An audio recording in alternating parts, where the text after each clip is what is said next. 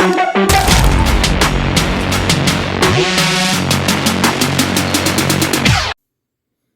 guys, welcome back to the channel. You can see that we have a lot of knives we're going to look at today. And Patty's Potato Peeler did a little walk in the park there with European knives, where he showed different European knives. And I thought that was a great idea.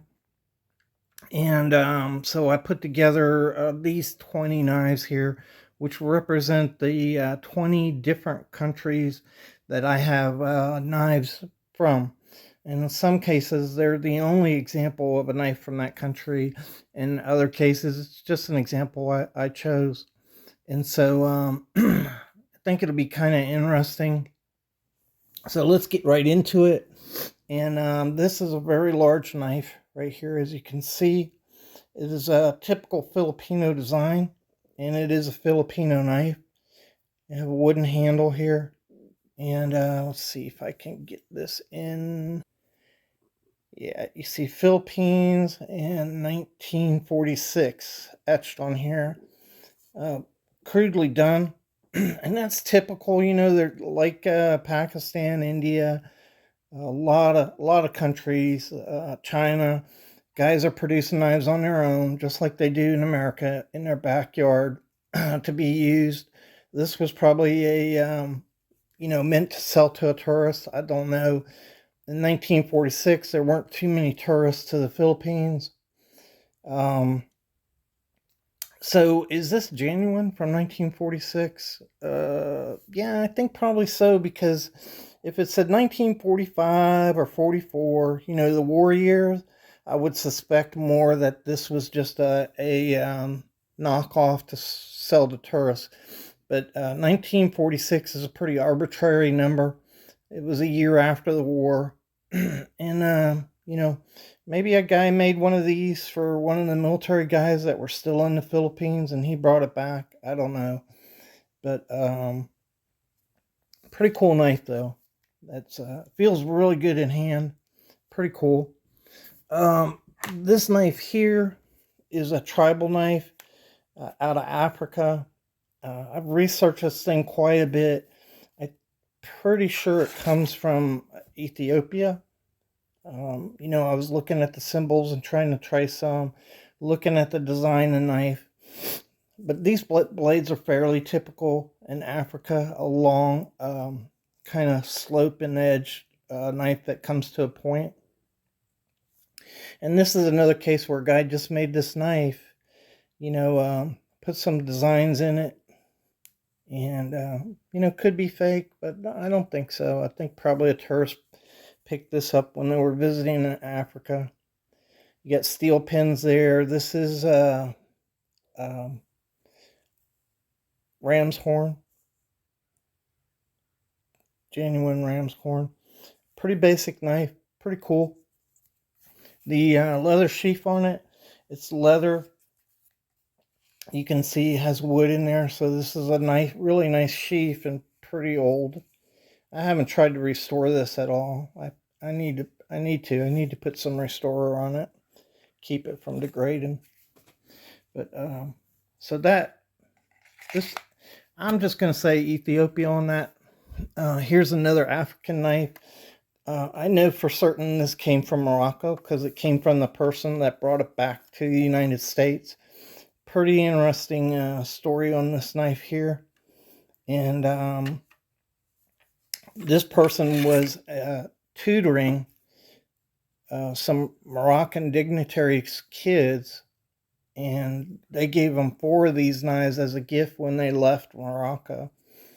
And that's where I picked this from, the original owner of the knife. And this, I'm certain, is just a tourist knife, but it's pretty cool. And one day, one of my projects is I've got some gold leaf, and I'm going to, gold leaf this whole thing. This is red leather inside there. The work on it's not too bad. Pretty basic, but not too bad at all. Interesting knife. This one's from Pakistan. It's a lockback. Simple lockback. Pakistan knives are kind of a mixed bag. Mostly they're not very good quality, but you can get some good quality knives out of Pakistan. And they've been working metal for a long time. This is an Indian knife. I had several choices, but this is kind of unusual, so I got it. Chose this one. Uh, you see it says Goat brand on here. Nobody really can track where this came from or who made it. It is made in India. You can see right there. Pretty basic knife, very inexpensively made. Works though. Pretty interesting. This is a knife from Russia. That's the only reason I bought this. I wanted to have an example of a Russian knife. It's kind of cool. Um, it's a slip joint, so it doesn't lock. Really horribly made. Um, see stainless rush on it. This knife was obviously made for tourists because it has Russia and English on it. But you can see the Cyrillic there for the company. It has a smoker's blade to it. Man, this camera's just not focusing. Has a smoker's blade and has a cap opener right there. Pretty cool. So that's from Russia.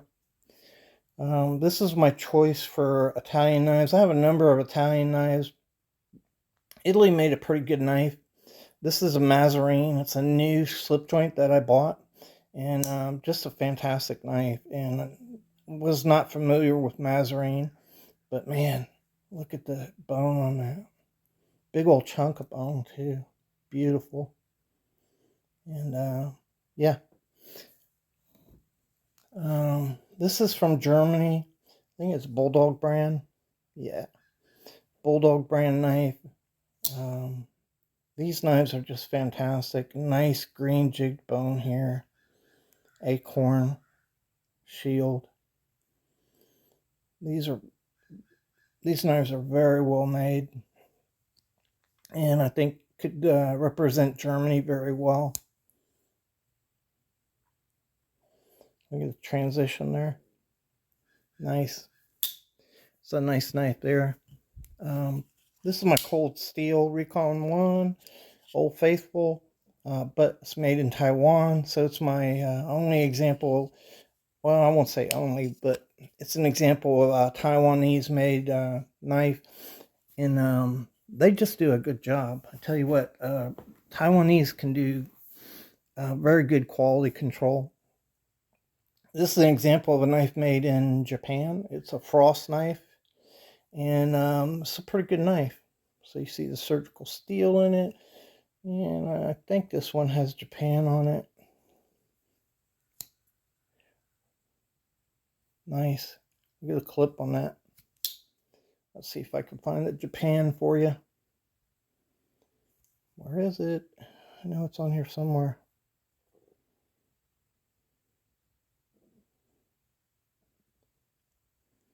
I can't find it.